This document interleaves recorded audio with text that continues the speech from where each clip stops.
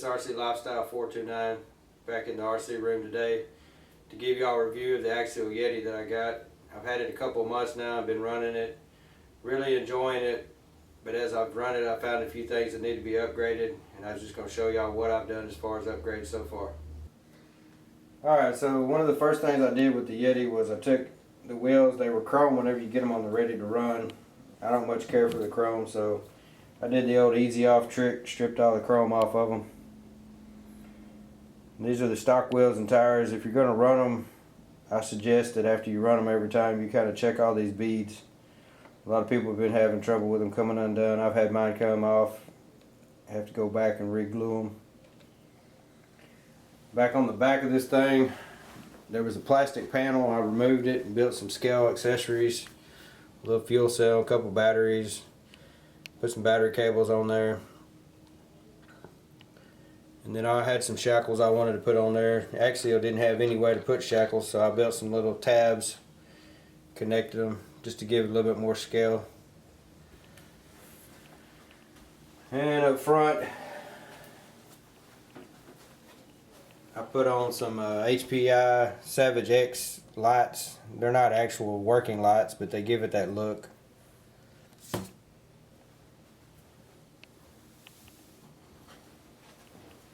And then whenever I open up the body, I don't like having to hold it, so I built me a stick where I can use it as kind of a prop.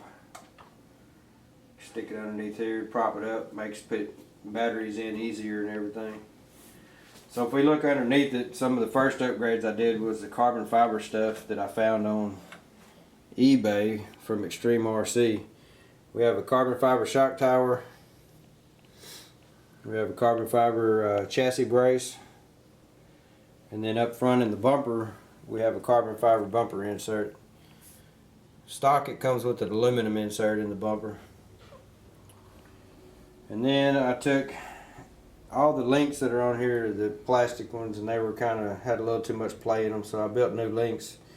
These links are actually built out of the rod ends off of HPI Savage adjustable upper A arms, and then the toe links off of a Savage X for the steering. I went through it, changed all the diff fluids. Whenever I took the diffs apart, there was barely any fluid in there at all. I put 30,000 front and rear because that's what I had at the time. It seems to work pretty good. While I was in there, I went ahead and greased all of the gears. Took the transmission apart. It just barely had any grease in there, so I re-greased it and put it back together.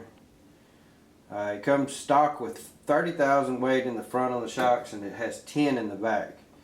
To me, the 10 was a little bit bouncy and kind of jumped around too much, so I opted to put 45 in the rear, and it seems like it calmed it down and everything.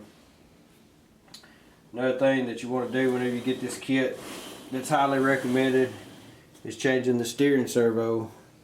It comes with a tactic servo, and I went with the high-tech 7955. Give it a little more power to turn the tires. And then the battery packs that I'm running are a little bit wider. I'm running these Venom packs in a hard case, so they're a little bit wider, so whenever I put them in there, the doors had a little trouble shutting, so I actually went in here and shaved these little vents down to give it a little more room, so that whenever you put your battery in there and you close the door, it closes a little easier.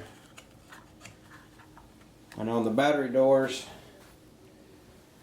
I did the old trick a lot of people do. I created the little pull tabs on there so that it's just easier.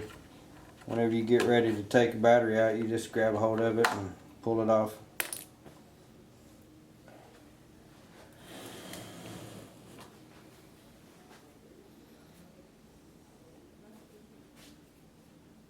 And those are just the things that I found as I've been running it that I felt like needed to be upgraded.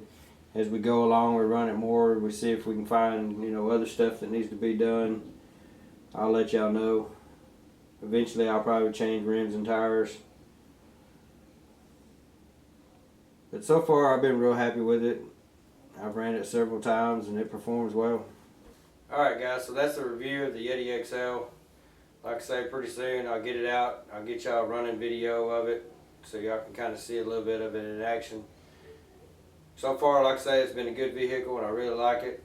So hope y'all like it too. Remember, enjoy the RC lifestyle, and if you hadn't already subscribed, subscribe, and feel free to comment. I'll get back to you.